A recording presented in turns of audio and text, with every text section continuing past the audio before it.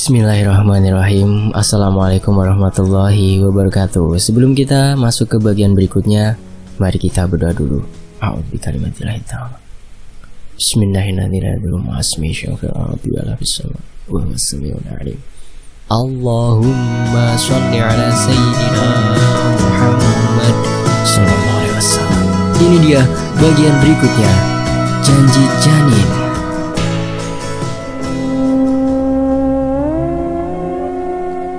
Hujan gerimis turun di malam itu.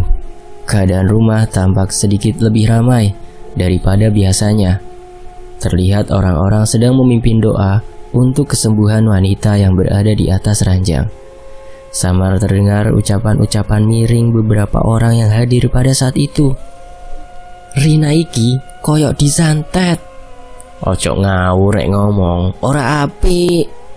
Lah wong seminggu rak sadar ki piye? Tiba-tiba Pak Alek berdehem mencoba menghentikan pembicaraan miring tersebut. Pak Darto, ucap mereka merasa sungkan atas pembicaraan yang baru mereka katakan. Bagaimana Pak Man? Tanya Pak Alek kepada salah satu dari mereka. Pak Man merupakan seorang kuncen yang terkenal akan kesaktiannya dan juga orang yang dituakan di kampung itu. Saya usahakan yang terbaik untuk memanggil Sukmarina kembali. Tapi memang sepertinya memang ada jin yang coba menyembunyikan jiwanya. Hanya saja ini sulit, mengingat sudah seminggu keadaan Rina dibiarkan begini. Jawab Pak Man seraya menatap tajam dan penuh kecurigaan Pak Alek. Mungkin bila ada dendam atau kesalahan Rina maupun almarhumah ibunya, boleh diceritakan ke saya dulu. Mungkin saya bisa membantunya. Lanjut Pak Man berbicara kepada Pak Alek. Pak Alek hanya terdiam dan tidak berkata sepatah pun. Lama mereka saling melempar tatapan sampai Pak Alek berkata, "Saya tidak tahu apa-apa, Pak." Seraya meninggalkan orang itu. Semua orang merasa aneh dengan tingkah Pak Alek, namun tiada yang berani mengeluarkan suaranya. Kalau malam ini Rina Sukmanya tidak kembali, kita harus mengikhlaskan nyawanya dan kita harus membacakan surah Yasin supaya bisa membukakan jalan kematiannya secepat mungkin agar jiwanya tidak dijadikan pembukaan ilmu hitam di kampung ini, ucap Pak Man kembali kepada warga yang hadir di sana. Kehadiran Pak Man pada saat itu merupakan buntut penolakan Mbah Nur dalam menolong Rina, di mana akhirnya Mbak Uti, Galih, dan Dwi pergi dan menceritakan semua perkara tersebut ke Pak Man sesuai dengan perintah Mbah Nur. Singkat cerita, Pak Man kemudian memulai ritual pemanggilan Sukma. Dia mengambil posisi duduknya sebelum melepaskan Sukmanya menuju alam lain. Sementara itu di sisi lain, sudut pandang Rina. Aku masih berjalan menelusuri jalan tersebut yang diharapkannya akan membawaku kembali ke dunia nyata. Arah cahaya semakin terang. Terdengar juga suara yang memanggil namaku kian jelas, namun terasa berbeda. Karena kali ini suara itu jemuk, seperti panggilan beberapa orang. Lama berjalan akhirnya aku sampai di ujung cahaya tersebut. Langkahku terhenti, seiring penglihatan akan iblis telanjang, Dewudo, di ujung lorong. Iblis itu tampak serius berbicara dengan nada bicara yang sepertinya penuh kemarahan. Sementara seorang lagi merupakan seorang pria separuh baya. Dia tampak tenang menghadapi iblis itu. Aku hanya terdiam terpatung, tanpa berani melangkahkan kembali kaki ini. Ku amati setiap gerak-gerik mereka yang seperti asyik dengan perdebatannya, sebelum akhirnya mereka berdua menyadari keberadaanku. Seketika, pembicaraan mereka terhenti, dan pandangan mereka tertuju kepadaku. Terlebih lagi, iblis itu meraung hebat sembari berlari menuju ke arahku. Iblis itu kembali membentangkan rantainya dan seolah ingin mencambuk diriku. Di tengah rasa panik dan jerit histeris dari mulut ini, rantai itu tampak tertahan dan tidak menyentuh sedikit pun tubuhku. Pria yang dari tadi berbicara dengan iblis itulah yang menolong diriku. Dia menahan hentakan rantai yang dicambuk oleh sang iblis. Pria itu juga memegangi rantai tersebut dan beradu tarik. Dalam duel yang sangat sengit, pria itu berteriak ke arahku. "Lari, lari ke ujung lorong itu, nak. Nanti saya akan menyusul," teriaknya kepadaku. Aku pun berlari sesuai arahan pria paruh baya itu. Iblis itu kembali meraung, seperti marah akan perlakuan pria tersebut. Berkali-kali iblis itu mencoba menggapaiku, namun pria itu selalu menghalanginya. Tidak hanya itu, pria paruh baya tersebut seperti membukakan jalan kepadaku dan membuat aku mampu tiba di ujung cahaya tersebut. Selangkah lagi aku masuk ke dalam cahaya tersebut. Kusempatkan memalingkan pandangan menatap ke arah pria itu kembali. Kudapati pria itu masih bertarung sengit melawan sang iblis. Namun aku terkaget, karena kini ada seorang pria lain yang turut berada di sana dan tampak menyerang pria yang tadi membantu diriku, seolah memberitahu di mana pihak dia berdiri. "Pak Le," ucapku menyadari sosok yang membantu iblis tersebut. Teriakan itu terdengar oleh Pak Le yang seketika membuat dia menatap tajam ke arahku berada. "Semua akan mati pada akhirnya, termasuk kamu. Jangan lari kamu, jalang!" teriaknya kepadaku dengan riak wajah penuh dengan marah.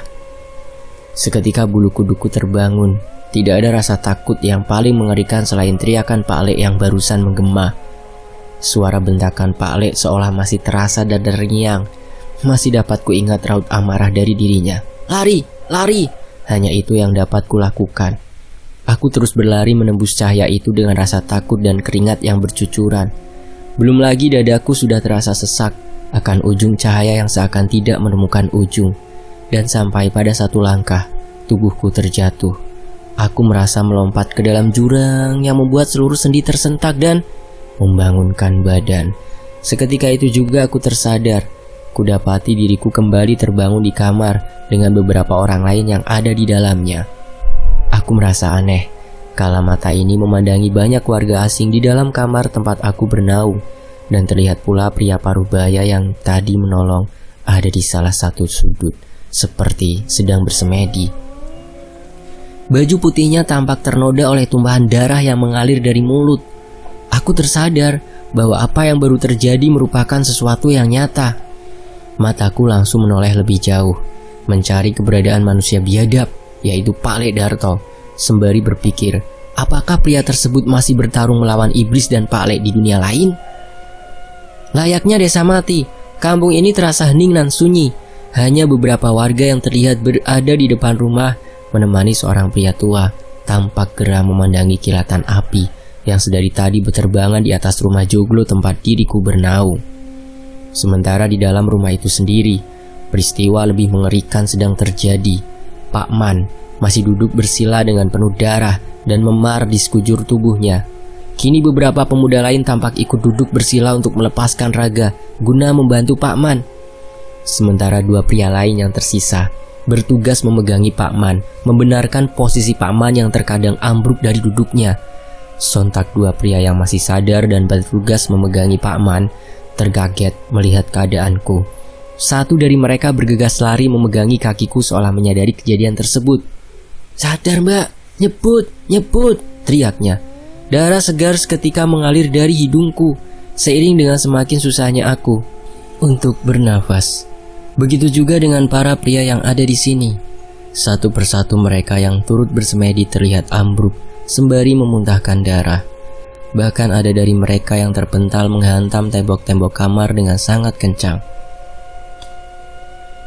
Aku masih dapat menyaksikan hanya Pak Man yang masih terlihat bersemedi di tempatnya. Sementara yang lain sudah ambruk dengan luka yang cukup parah. Beberapa mengerang kesakitan dan ada juga yang sudah terkulai pingsan. Aku masih mencoba bertahan dengan sisa tenaga yang kumiliki, sampai kurasakan seorang membisikkan sesuatu di kupingku. "Lari, cari ingon-ingon itu, bakar mereka untuk mengakhiri kutukan ini." Suara itu seolah melepaskanku dari jeratan. Seketika aku terjatuh menimpa pria yang sedari tadi memegangi diriku. Dengan rasa sakit dan luka yang kualami, ku coba kembali berdiri untuk menemukan petaka tersebut. Namun satu yang kupahami, hal ini akan lebih rumit dari apa yang kudengarkan tadi. Pandangan luar biasa tersaji di kedua mata. Saat kudapati kamar ini terasa sesak, dipenuhi oleh berbagai jenis lelembut yang sempat terlihat di alam bawah sadarku. Mereka seakan terusik dengan apa yang terjadi. Aku yang baru berhasil berdiri kembali harus berurusan dengan sosok kuntilanak berparas wajah yang sangat mengerikan. Sekejap mata dia sudah berdiri di hadapanku dan mencekek leher ini. Sosok itu tertawa menyeringai, menikmati rasa takut dan pasrah dari wajahku. Kuntilanak tersebut melemparkanku ke arah pintu. Brak! Aku menghantam pintu kamar dengan keras. Darah kembali mengalir. Kali ini bercucur dari kepala. Masih ku coba agar tetap tersadar dan melawan setiap rasa sakit. Sementara suara semakin riuh dengan jeritan orang-orang yang ada di kamar ini. 1, 2, atau 5 pria. Aku tidak dapat melihat lagi barisan itu. Mereka berteriak mengerang kesakitan dengan rantai yang kini menggantung mereka berjejer di tiang penyangga. Sudah tidak ada waktu lagi sebelum semakin banyak korban yang akan berjatuhan. Aku harus kuat. Kembali aku berdiri dan membuka pintu itu guna keluar dari kamar terkutuk ini. Lari, lari Rin! Semangatku kepada diri sendiri. Aku berlari ke arah kamar Pak Le, berharap apa yang kulihat di alam bawah sadar merupakan tempat di mana petaka ini disembunyikan oleh dirinya. Kubuka pintu itu dengan sisa-sisa tenaga dan kudapati hati ini hancur melihat Mbak Uti sudah terbujur kaku tergantung di tiang-tiang kamar ini, dan di bawahnya tampak bule Rita tersenyum sembari memegang bungkusan putih yang kuyakini sebagai sumber segala petaka. Senyum itu berubah dengan tawa cekikikan yang menyeramkan. Bule Rita berkata, "Kenapa kamu sama menyedihkannya dengan ibumu yang jalang itu? Kalian berdua petaka dalam hidupku. Cukup aku mengalah. Aku tidak akan tinggal diam atas apa yang sudah dilakukan wanita jalang itu, termasuk bapak dan ibuku, Mbak Uti. Semua akan menanti karmanya." Sementara keadaan di luar rumah, bola api itu tidak akan bisa keluar dari pasak yang kutanam. Bilas dari dulu Mas Nar, kakeknya Rina, melakukan ini, maka kita tidak akan mengalami kejadian yang sama. Tapi rasa sayang kepada putri bungsunya, Rita, membuat dia melepaskan Darto. Seharusnya aku lenyapkan parasit kecil itu dari dulu, sebelum dia menjadi buas. Begitulah perkataan pria tua yang dikenal warga dengan panggilan Mbah Nur. Beliau merupakan adik kandung dari Mbah Nar, yang juga guru dari Pak Man. Bisa dikatakan, Mbah Nur merupakan salah satu saksi hidup yang mengetahui awal petaka di keluarga Rina. Mbah Nur sejatinya jauh lebih sakti dibanding Pak Man, namun janjinya kepada sang kakak yang tidak akan ikut campur membuat beliau enggan membantu. Namun cerita kali ini jauh berbeda, di mana Mbah Nur merasa apa yang dilakukan Darto sudah keterlaluan dan tidak dapat ditolerir lagi. Mbah Nur masih fokus memandangi rumah tersebut. Sesekali beliau tampak terdiam, mencoba menerawang untuk melihat sudah seberapa jauh kehancuran yang diciptakan oleh Darto. Beliau juga menyadari Pak Man dan yang lainnya sudah mencapai ambang batas kekuatan mereka. Bila Darto tidak segera dihentikan, maka mereka semua akan menanti ajal. Seorang pria lari dengan tergesa-gesa. Nafasnya seakan berpacu dengan ayunan kaki yang harus menerjang dan membabat jalanan setapak. Sayup-sayup terdengar teriakannya bergema di malam yang hening ini. "Mbah Nur, Mbah Nur, Darto sudah ketemu." Suara itu sejenak mengalihkan perhatian Mbah Nur dan warga yang menanti di sana. Pria itu bernama Rudi. Dia merupakan salah satu pemuda kampung. "Mbah, saya lihat Lek Darto di ladang, tepatnya di dalam gudang miliknya." "Kamu yakin?" "Benar Mbah, saya yakin 100%. Mbah Nur tampak terdiam sejenak di keheningan malam. Langkahnya berjalan menuju ke salah satu pohon yang ada di sana. Sembari membaca mantra, Mbah Nur memukul pohon itu. Tak berselang lama Mbah Nur menarik beberapa pasak paku kuning dari pohon itu. Pasak itu diberikannya kepada Rudi, sembari menolehkan pandangan ke beberapa warga. "Kalian pergilah, ikuti dia ke tempat Darto. Tidak perlu melakukan kekerasan, karena itu hanya akan mendatangkan bala kepada kalian," katanya kepada mereka. "Siap Mbah," serempak suara warga menjawab. Rudi masih terdiam memandangi pasak itu. "Ini buat apa Mbah?" tanyanya. "Tanamkan pasak itu di setiap pintu keluar persembunyian Darto. Cukup lakukan itu saja," jawab Mbah Nur kepadanya. "Baik Mbah," jawab Rudi yang diiringi kepergiannya bersama beberapa warga untuk menuju ke tempat persembunyian Darto. Mbah Nur kembali memandangi rumah tersebut. "Maafkan aku Mas, harus melanggar janji ini.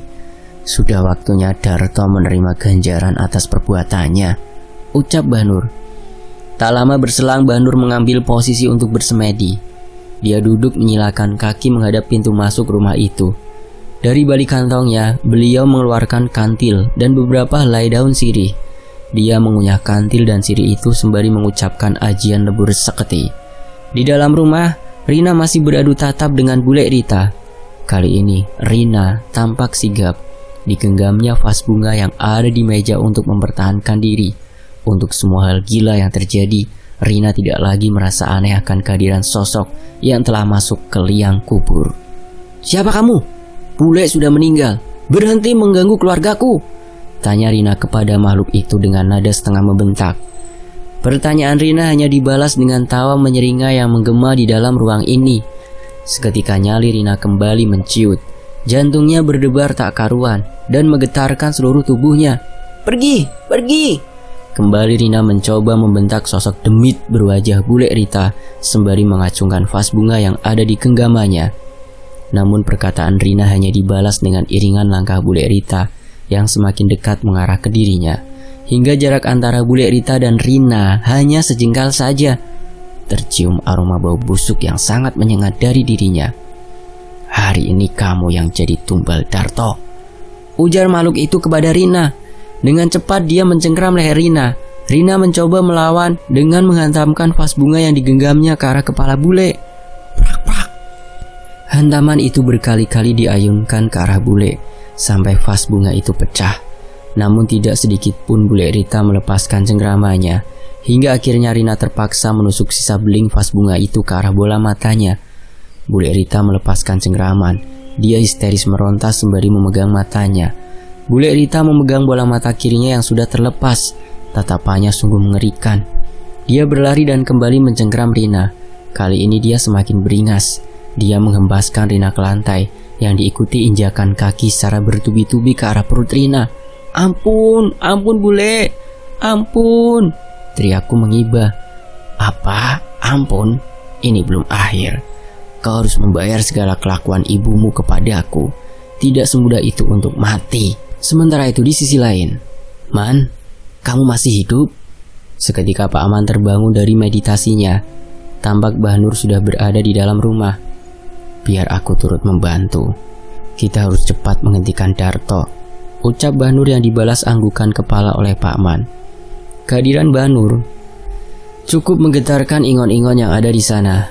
Lelembut itu melepaskan warga yang ada di kamar itu. Pandangan mereka tertuju hanya kepada Mbah Nur. Mereka tampak ketakutan dan sangat terusik dengan kehadiran Mbah Nur di sana. "Tua bangka sialan, kau masih hidup. Jangan ikut campur urusan kami.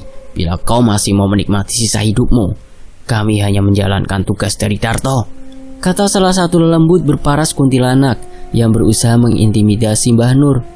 Mbah Nur hanya tersenyum. Beliau mengangkat tangannya dan mengarahkan ke arah setan berwujud kuntilanak itu. Setan itu seolah tertarik dan menuju ke arah tangan Mbah Nur. Dengan seketika, Mbah Nur mencengkramnya. "Saya mulai dari kamu ya," ujar Mbah Nur.